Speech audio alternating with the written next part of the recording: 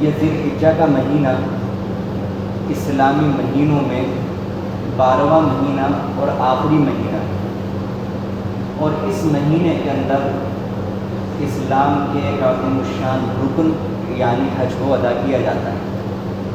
ایک فضیلت تو اس کی یہی ہے، اور احادیث کے اندر اور قرآنی آیات کے اندر اس کے علاوہ بھی اس کے فضائل ذکر کیے گئے۔ اسی مناسبت سے میں نے شروع میں سورہ فجر کی جو 2-3 آیتیں تلاوت کی ہیں، اس میں یہ جو آیت ہے وَلَيَالٍ عَشْرٍ، اس میں اللہ تعالیٰ فرماتے ہیں کہ قسم ہے 10 راتوں کی۔ حضرت عبداللہ ابن عباس رضی اللہ عنہ ان 10 آیتوں کی تفسیر میں فرماتے ہیں کہ جن 10 آیتوں کی، جن 10 راتوں کی اللہ رب العزت نے سورہ فجر کی اس آیت میں قسم کھائی ہے، ان 10 راتوں سے مراد ذی الحجہ کی 10 راتیں ہیں۔ اور قرآن کریم میں اللہ رب العزت کا قسم کھا لینا کسی چیز کی عظمت بیان کرنے کے لیے بہت بڑی اہمیت رکھتا ہے۔ تو جب قرآن کریم میں ان 10 راتوں کی قسم کھا کر اللہ رب العزت نے ایک مضمون بیان فرمایا ہے، تو اس بات کی اہمیت کو بیان کرنے کے لیے اور واضح کرنے کے لیے اتنی بات ہم لوگوں کے لیے کافی ہے۔ مزید بڑھ کر اس کو سمجھنے کی ضرورت ہے کہ اللہ رب العزت اپنے بندوں سے کس قدر پیار کرنے والے اور کس قدر محبت کرنے والے ہیں۔ عجیب و غریب اللہ رب العزت کی محبت ہے۔ کوئی بندہ اللہ رب العزت کی محبت کو کیا بیان کرے اور کس طرح سے بیان کرے۔ حدیث میں آتا ہے، اللہ کے نبی صلی اللہ علیہ وسلم نے ارشاد فرمایا کہ عبادت کرنے کے اعتبار سے اللہ رب العزت کی نظر میں ذی الحجہ کے عشرے سے زیادہ کوئی دن پسندیدہ نہیں ہے۔ اس دن میں عبادت کرنے، اس دن میں روزہ رکھنے کا ثواب، ذی الحجہ کے دنوں میں روزہ رکھنے کا ثواب 1 سال کے روزہ رکھنے کے برابر ہے۔ اور اس میں رات کا قیام وہ ایسا ہے جیسا کہ کسی نے شب قدر کے اندر عبادت کر لی۔ اللہ اکبر کبیرہ۔ اللہ رب العزت کا کوئی پیار سمجھنے کی کوشش تو کرے کہ کیا اللہ رب العزت کا انداز ہے۔ اللہ رب العزت نے سال کے 12 مہینوں میں ایک رمضان المبارک کا مہینہ بنایا، اور اس میں اللہ رب العزت نے مغفرت کی باڑ لگا دی، یعنی گڈھے کھود کر کے رکھ دیے کہ بندہ اگر اس میں نہیں گرے گا تو اس میں گرے گا،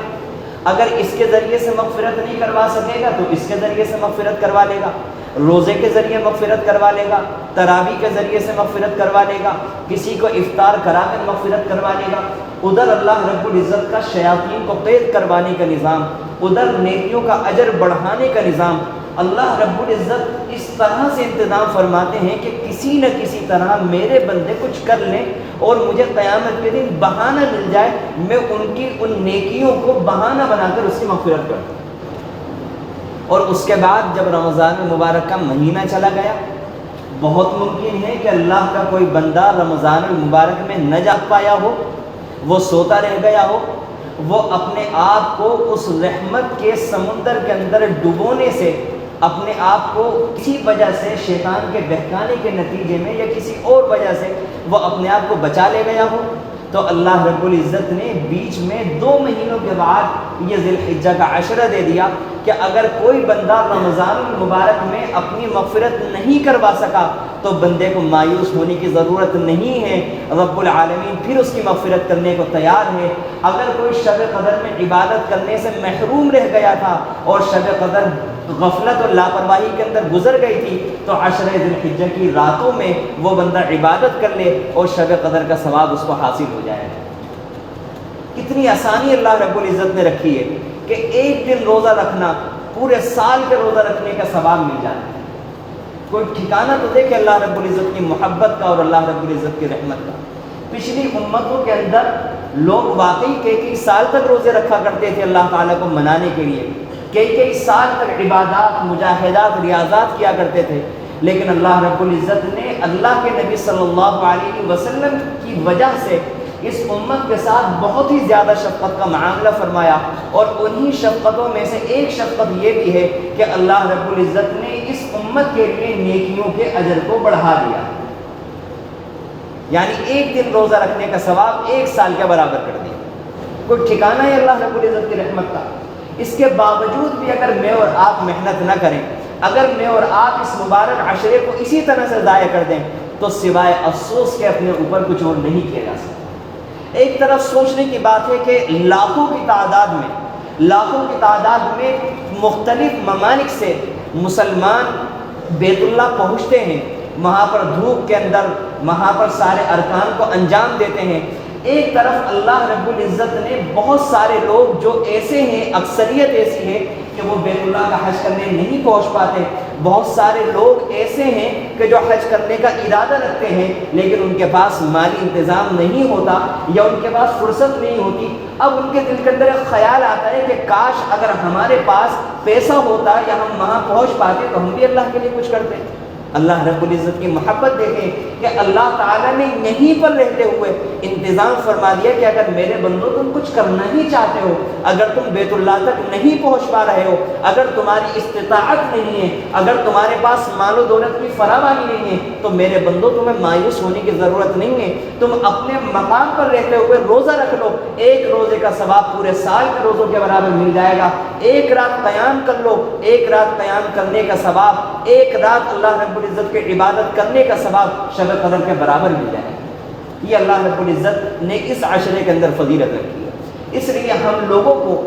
ہمت سے کام لیتے ہوئے، اس عشرے کے اندر ہمت اور حوصلہ بلند کرتے ہوئے ہمیں کچھ نہ کچھ ارادہ کرنا چاہیے کہ اس عشرے کے اندر اگر ہم 9 دن کے اندر روزے نہ رکھ سکے، پورے 9 دن اگر متصلاً روزے نہ رکھ سکے، تو کم سے کم نبی ذی الحجہ جو عرفے کا دن ہے، جس دن کے روزے رکھنے کی فضیلت صحیح حدیث سے ثابت ہے، اور اللہ کے نبی صلی اللہ علیہ وسلم نے یہاں تک فرما دیا ایک حدیث کے اندر کہ میں امید کرتا ہوں کہ 9 ذی الحجہ کا یعنی عرفے کے دن کا جو انسان روزہ رکھے گا، اللہ کے نبی صلی اللہ علیہ وسلم فرماتے ہیں کہ میں امید کرتا ہوں کہ اس کے اس سال کے گناہ بھی معاف ہو جائیں گے اور اگلے سال کے بھی گناہ معاف ہو جائیں گے۔ اتنی بڑی فضیلت کے ہوتے ہوئے پھر روزہ نہ رکھنا، پھر ہمت نہ کرنا، پھر رات کو کچھ قیام نہ کرنا، رات میں کچھ اللہ کی عبادت نہ کرنا، یہ سچی بات ہے کہ بہت بڑی بدنصیبی کی اور بہت بڑی محرومی کی بات ہے۔ اس لیے ہم ایک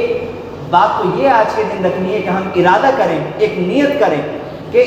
یہ جو عشرہ جب شروع ہوگا تو اس عشرے کے اندر ہم اپنی وسعت کے مطابق اگر 1 دن رکھ سکے تو 1 دن روزہ رکھیں گے، اگر 2 دن رکھ سکے 2 دن رکھیں گے، اور اگر کوئی 9 کے 9 دن روزہ رکھ سکتا ہے تو اس سے بڑی سعادت مندی کی تو کوئی بات ہی نہیں ہے۔ اور اسی طرح سے یہ بھی ارادہ کریں کہ یہ جو مبارک راتیں آئیں گی اس عشرے کی، تو ان راتوں میں اپنی ہمت اور وسعت کے مطابق جتنا بھی ہو سکے، اگر کسی کی 1 گھنٹے کی ہمت ہے، کسی کی آدھے گھنٹے کی ہمت ہے، جو جس طرح سے عبادت کر سکتا ہے، کوئی سونے سے پہلے یا کوئی سو کر اٹھ کر، جس طرح سے بھی جس کو سہولت اور فرصت ہو، ارادہ کریں کہ ہم انشاءاللہ رات میں عبادت بھی کریں گے۔